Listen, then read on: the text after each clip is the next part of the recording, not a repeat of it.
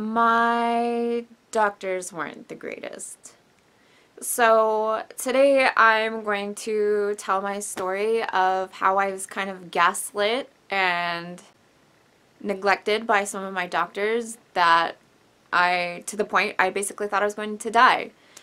So I just want to put a disclaimer here before I jump into my story.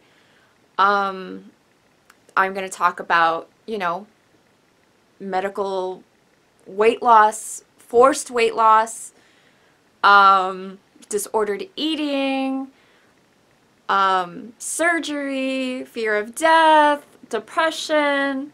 I'm not going to talk about all of my chronic illnesses. I just want to talk about my story, my experience. I don't think that I'm the best at formulating words and getting across what I mean, so there's likely going to be times where I misspeak and say something in a weird way, but I mean something else. So if you need any clarification, please feel free to leave me a comment or contact me in general, and I can try to clarify what I'm trying to say. And so, like I said, this is just my experience. This is what happened with me and my doctors. I won't be posting any before and after photos because personally those are very triggering for me. I might mention weight numbers or size numbers, but we'll get to that point in the story when it happens, if I feel in the moment that it needs to be mentioned. But yeah, those are my trigger warnings: weight loss, numbers, scales, fat phobia, all that stuff with doctors and what happened to me. Today that you're seeing this video, I'm officially 1 year post-op from the surgery that I believe saved my life, because it had gotten so bad to the point that I literally thought I was going to die. I was convinced that if I did not get any help, I was going to die. In February of 2016, I had decided to start going on some walks. After going on the walks, I noticed that I was suddenly much more dizzy and a whole lot more nauseous than before. Like I want to say I was riding at like an 8 and somebody just knocked that sucker up to a 20. I was like, whoa, what's going on? So I go to my doctor and I talk to my doctor about it, and he's like, there's nothing wrong. We've done blood tests, we've done scans, we've done all these things, and we can't see anything wrong.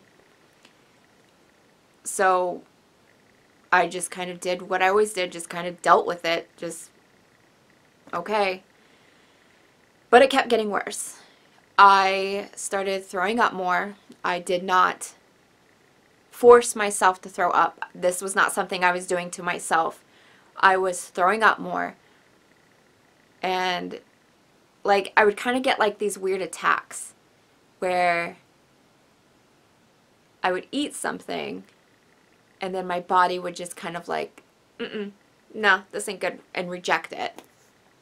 And at that point, I had been going back and forth to the doctor and saying, hey, I keep throwing up.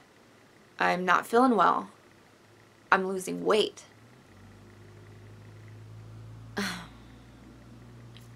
Sorry. So they had finally sent me to a GI, and the first GI that I had seen had told me that the pain that I was experiencing, because I was experiencing stomach pain too, like really intense stomach pain on top of the nausea, on top of the vomiting, on top of the dizziness, on top of the chronic fatigue. So this first doctor was a very, very old man, and no offense to old men, but he looked at my chart and seen that I had been on antidepressants 2 years ago at that point in time in 2016. And he was like, oh, it's a side effect it's a side effect of your antidepressants. And I'm like, how can this be a side effect of my antidepressants if I haven't been on antidepressants for 2 years? So I told him no, something's wrong. And that has been my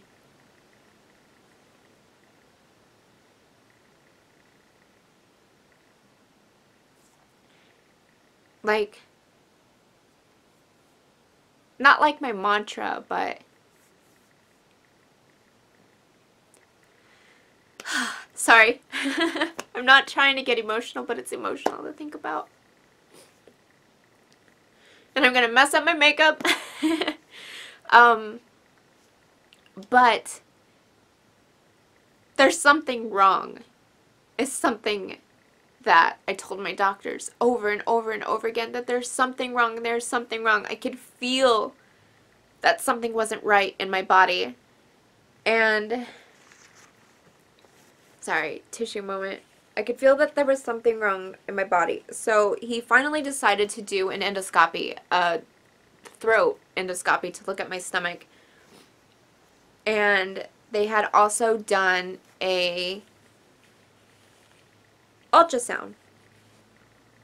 And at that point in time, and this is still in about June, July of 2016, they had done the endoscopy and they said I had some gastritis, and the ultrasound revealed that I had sludge in my gallbladder.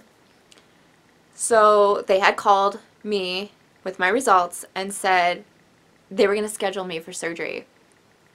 And at that point in time, I was like, on the phone, I'm like, what? Surgery? What are you, huh? Like, what are you talking about? And, like, I literally remember being on the phone and having to sit down and be like, surgery? What are you talking about? And on my YouTube, my old YouTube channel at that point in time, I had uploaded a video saying, oh my god, they want me to have surgery? Like, what is what, huh? And so I had gone back to my doctor, my regular PCM, general practitioner, general doctor, and said, hey, they want me to have surgery. And he was like, well, you only have sludge, and I don't think you need to have surgery. And at that point in time, in 2016, I was like, I'm okay with that. I don't want surgery, because I didn't have gallstones, and the MRI didn't show stones, and, like, nothing was essentially, at that point in time, was leading to think that it was specifically my gallbladder that was causing these issues. So, I kept getting sick. I kept throwing up. I kept losing weight. I kept going back to my doctors saying something is wrong. Something is wrong. Something is wrong. I had gone to see some family in about like August, September, no, early August. So after all that, I'm gonna have surgery stuff, and from February to August, I had lost about 30 pounds.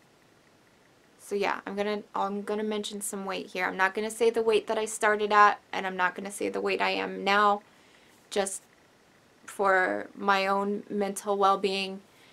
But it was a significant amount that I could see kind of like in my face and shoulders a little bit, that I had lost some weight and clothes were fitting a little bit looser.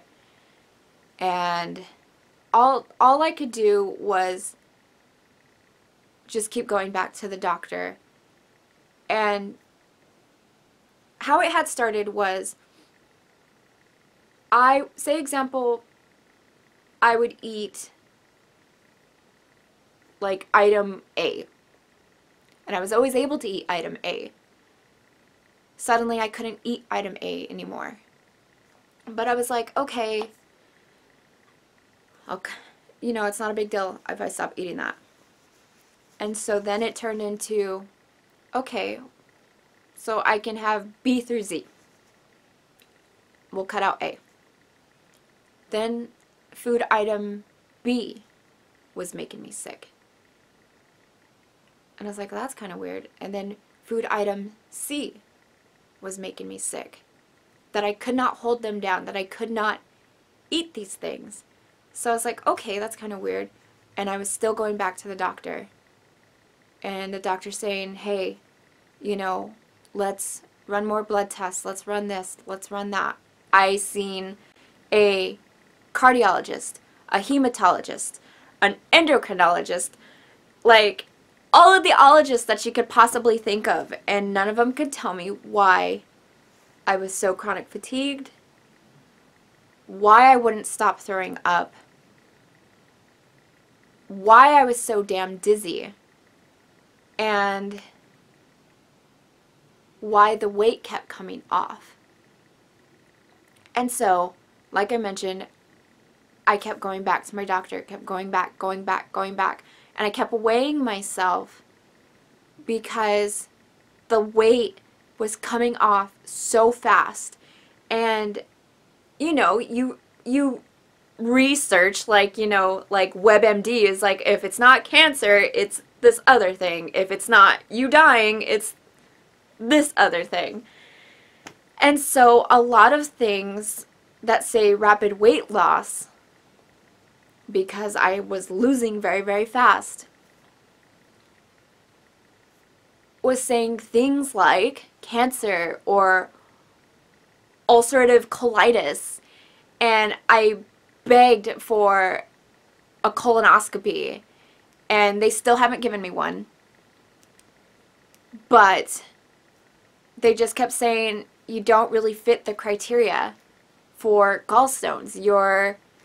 I'm not having, like, gallbladder attacks. I'm not having, you know, I wasn't having what was written in literature, is what they would tell me. My symptoms were atypical. And so they couldn't tell me why I was so damn dizzy, why the weight was coming off, and why I was throwing up. So around this time is about May 2017. I am at that point under 200 pounds, and the weight is still coming off very, very fast. And my general practitioner had told me, as long as you can eat a protein shake or drink a protein shake, you'll be fine.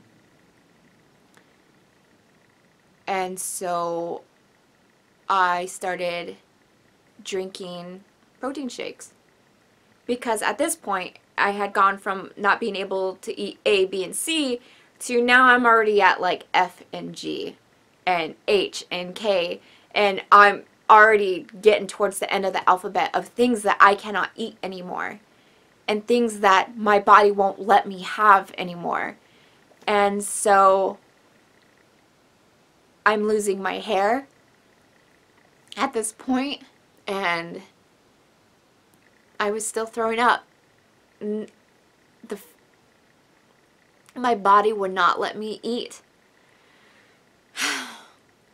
And I would have these like weird, like what I like to call stomach flares. These weird attacks that I still have to this day, but they're not as frequent as they were. But last year, it had got to the point, like the beginning of 2017 was like maybe once every 2 weeks, once every 3 weeks. And about June of last year, it was about once a week to twice a week to 3 times a week that all this stuff was happening. So my primary doctor, my general doctor, had sent me to a physical therapist who, because he was convinced that my dizziness was completely unrelated to my stomach issues. And I've always had stomach issues ever since I was a very little girl. But, you know, within these last couple years, it had intensified and turned into something way beyond what I ever expected. So I went to this physical therapist to look at why I was so dizzy, and he diagnosed me with POTS. And he got me my very first pair of compression stocking. Ugh, I'm so emotional, I'm sorry. He got me my very first pair of compression stocking. And I went back to that general doctor, and he was like, oh, yeah, you know, keep wearing the socks, because I had only worn the compression stocking up to my knees. And the physical therapist had told me that sometimes people need to wear them up to their waist. It depends on the person and the ailment and stuff like that. But the physical therapist wanted me to see a cardiologist. Now, earlier before I mentioned that I had seen all kinds of different specialists, ologists, I had said. That was before I came to Vegas. When I got here to Vegas and had got worse and was seeing this general doctor that I had now, we'll call him Mr. K, he would not send me to a neurologist. When that physical therapist said, hey, I believe you have POTS, you need to see a cardiologist and a neurologist, Mr. K would not send me. He would tell me a cardiologist would not see me, that I did not meet the criteria. I was losing more weight, and I was throwing up, and my doctor was telling me if as long as I could eat a protein shake, drink a protein shake, that I'd be fine. At this point in time, I had already lost about 80 pounds. So my amount of food that I could eat was dwindling. At this point in time, I was eating bread, cereal, applesauce, and stew. I wouldn't make it. My spouse or my mom would make me a chicken, potato, carrot, broth stew. That was one of the things I could eat.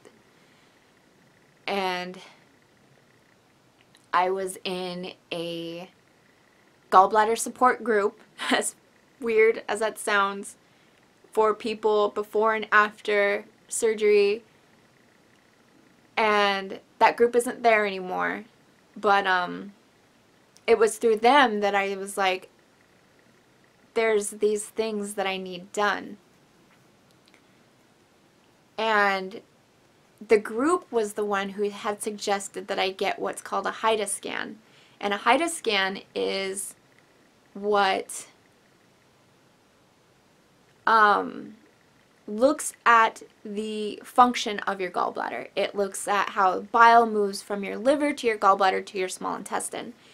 And so I had asked Mr. K, my general doctor, to have this test done. And he's like, okay, we can have this test done. Because I had gone to another, like in this amount of time, I had seen another GI doctor. Because after that first one who like blamed everything on antidepressants, I was like, no, I need to see somebody else, because this old man is not, no, it's not working.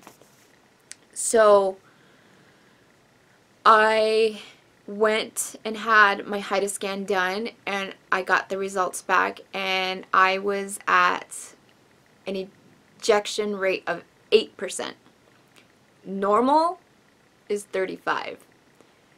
So my gallbladder wasn't working, and this doctor had said I don't need surgery. And I was getting worse, and at that point in time, yeah, I was scared. I didn't want surgery. Surgery was the last thing I wanted. Who wants to go through major surgery? Who wants to have an organ removed? I didn't. But at that point in time, they couldn't tell me why I was throwing up. They couldn't tell me why I was so damn dizzy. They couldn't tell me anything. But what they did have was cold hard facts on their pieces of paper that something was wrong with my gallbladder. So at this point in time, Mr. K, my general doctor, was like, you don't need surgery. And you put your faith and trust in doctors assuming that you're going to be okay. And I was so sick and so weak and becoming so frail that I was like, okay. But then the weight kept coming off even faster this time because the amount of food that I could eat was so low. It was easier to list what I could eat than what I couldn't. And it would be like a max of like 10 items. So desperate to figure out what was wrong, to get anything to work, I cut out bread. I cut out gluten. I cut out so much stuff in an attempt to see if I could fix or reverse what was happening to me, because my general doctor, Mr. K, had said, well, I've had gallstones before, and they went away on their own. They're easy to pass. They're easy to do this and that stuff. But it had gotten so bad to the point where I was like, I'm probably going to die because I cannot eat and I cannot get all the stuff done. So we had fought with patient advocacy and my insurance company to get me a new doctor. And it had got to the point where I was crying on the phone to my old hometown back in Colorado doctor saying, they're not helping me. I need help. I needed help. And my general doctor was not sending me to the specialists I needed to see. He was not sending me to cardiology or neurology or even hematology. Like, they had found these disorders. They had found these things wrong. But my general doctor would not send me to these people. He was telling me that these people would not see me. So I was able to get a new doctor. And when I saw this doctor, this new doctor for the very first time, I was very sick, very nauseous, couldn't stand, couldn't get out of bed. I relied heavily on my wheelchair. And I told him, you know, you go in and they're like, oh, a new doctor, blah, blah, blah, tell us what's wrong with you. I told him that I was throwing up almost 4 times a week. I was barely eating 800 calories. I felt like I was going to die. And he laughed at me. And I don't know if it was like the shock. Like, I tell myself that it was the shock from hearing something so weird. Like how some people kind of react in like stressful situations, like they'll laugh nervously or they're... So I tell myself that he laughed nervously from hearing something so wild. But he laughed when I told him that I could not eat. And that I was afraid that I was going to die because I had not been able to eat for months. I told him my hair was falling out, that my nails had become brittle, that I was worried about my teeth. But even though he laughed, he got me to the specialists I needed. He got me my referral to cardiology, to the neurologist, to the surgeon, back to GI. Like, after I saw this new doctor, it's like I hit the ground running. And it was great, but it sucked at the same time because I was so exhausted at that point. It was like I was being dragged. It was like I literally had to be carried. My spouse would have to carry me from the bed to the living room so I could eat. He would have to carry me from the car to the bedroom because I would have like this weird like sudden flare that day. The cardiologist had figured out that I needed medical grade compression stockings, and that is one of the few things that I have to wear every single day. But that's one of the few things that has helped me. And he basically confirmed the diagnosis of POTS. He had sent, then I saw, met with the neurologist, and he basically said I have fibromyalgia, and they still couldn't explain the dizziness and the vomiting. So I went to see the surgeon, and the surgeon was really great. He was really nice to talk to, but he had told me that he didn't feel I needed surgery unless I absolutely wanted surgery. And at that point in time, I was like, I think surgery is probably the best option because I could not eat. The weight was coming off. This was in September of 2017, and the surgeon was like, we can do the surgery as soon as you'd like, but you have some other symptoms that he wanted to see if I could get under control first. Basically, the GI had diagnosed me with IBS. Tummy issues. And, like, I know it's super embarrassing to talk about, and it's awful to talk about, but yeah, IBS, leaning more towards C, which means constipation. So the surgeon wanted me to see if I could get the constipation part fixed before we went to surgery. And so I was like, okay, let's see if we can get this under control. So it's September, I leave, come back in a month in October, and I still can't eat, but the C has got a little bit better, and we're like, okay, we're gonna schedule surgery. We're ready to go. So then it turned out that my surgeon was gone because he's military.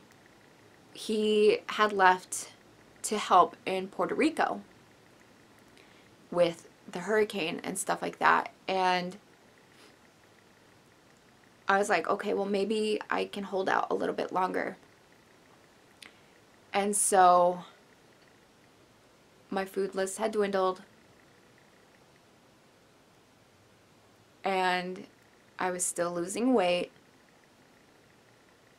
and I was still talking to my doctors about the rapid weight loss because it was happening so fast,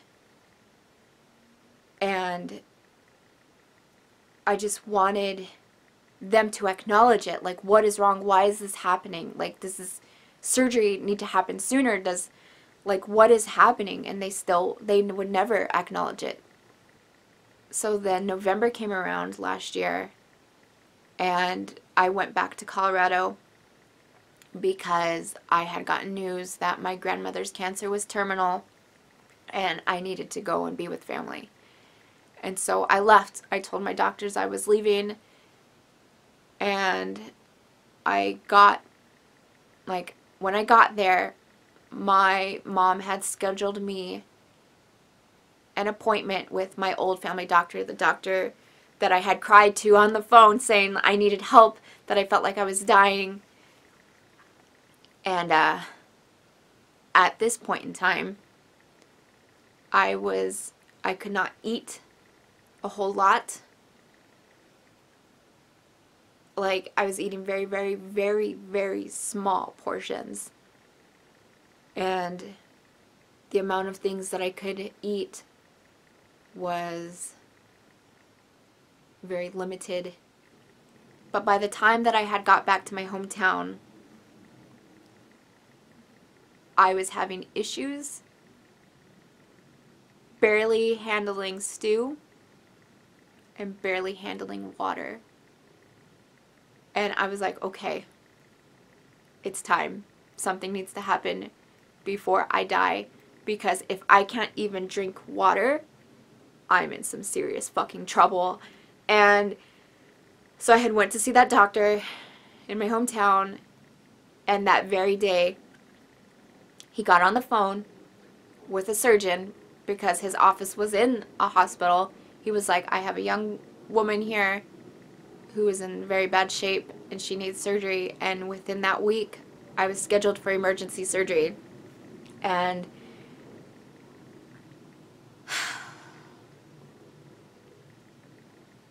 it was very scary.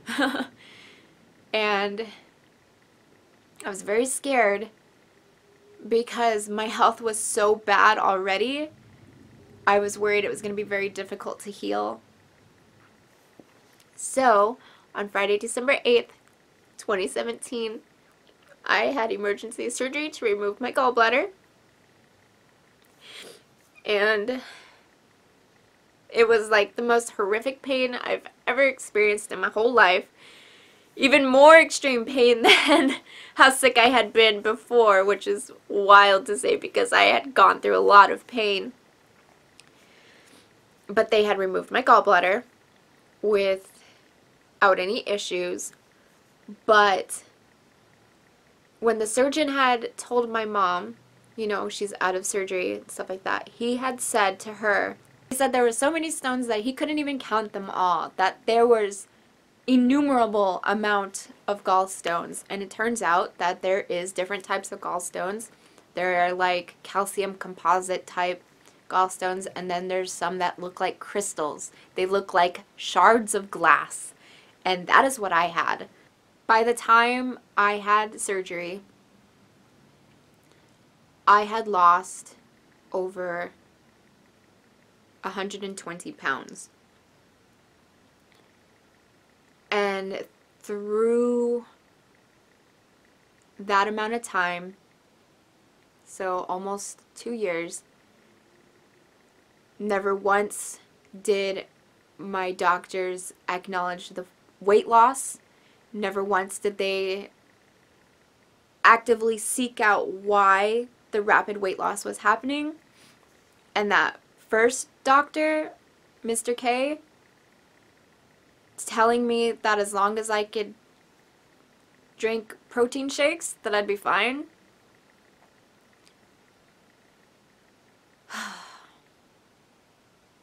So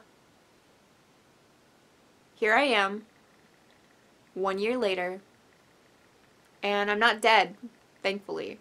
I thought I was going to die. And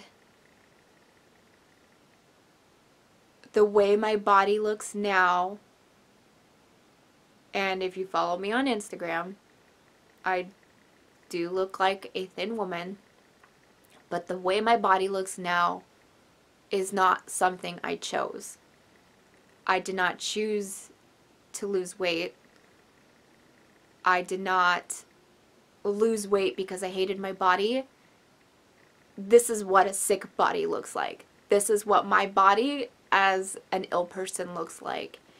And recovery from surgery has been very long and very difficult. And because of that, I developed a type of eating disorder, but it's not a disorder in the thought of I dislike my body. What happened was, and I've been working with my therapist on it, but what happened was, because I was so sick for so long and so many foods were making me ill, or not that they were making me ill, but my body was rejecting them, what happened was, mentally, my brain said, you can't eat that, you're going to get sick. So I'm further and better than I was even 10 months ago, even 6 months ago, but I still kind of have this fear, this like hyper diligence of like checking my food and inspecting my food, because I'm like, I'm going to get sick. I'm going to get sick, and the last thing I want to do is get sick. And for me, getting sick means vomiting, throwing up, more weight loss. And so it's almost like food avoidance. And it's not at all because I hate my body. It's not at all because of like perceptions about my body. It's because for 2 years, anything I ate resulted in throwing up, resulted in pain, resulted in all these things, resulted in being ignored by my doctors. After the weight loss, I experienced more body pain. I have a hard time tolerating foods, and that could be also a result from losing my gallbladder. But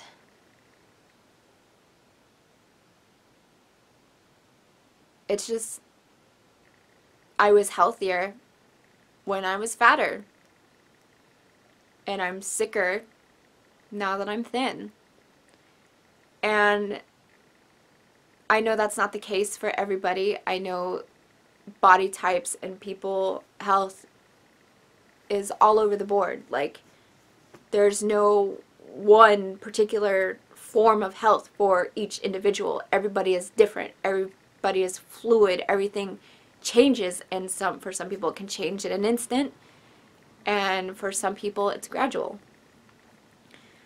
But I just wanted to tell my story and my experience because I feel like I survived. And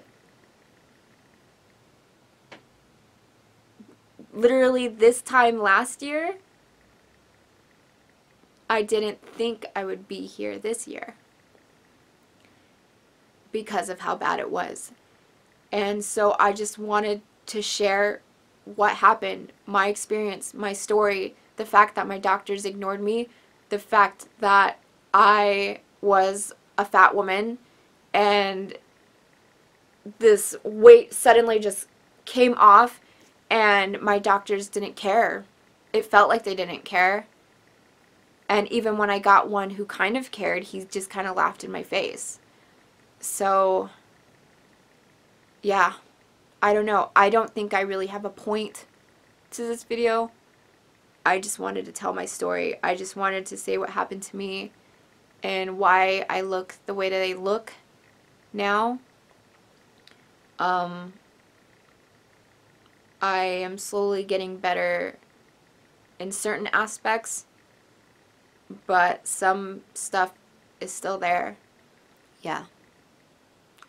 I'm 1 year post-op. I can eat things. I can eat a whole lot more things than I could last year. And that's a win for me.